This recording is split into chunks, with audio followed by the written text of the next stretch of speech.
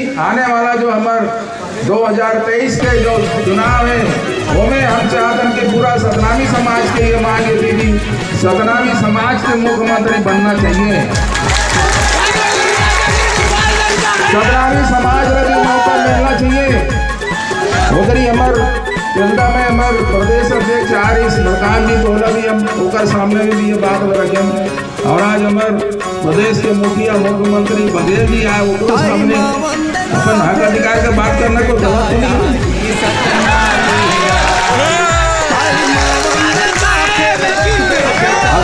जो करना जिसे मुख्यमंत्री ऊपर वाला का मर्जी है तो इसमें हमारे हाईकमान के जो मर्जी हुई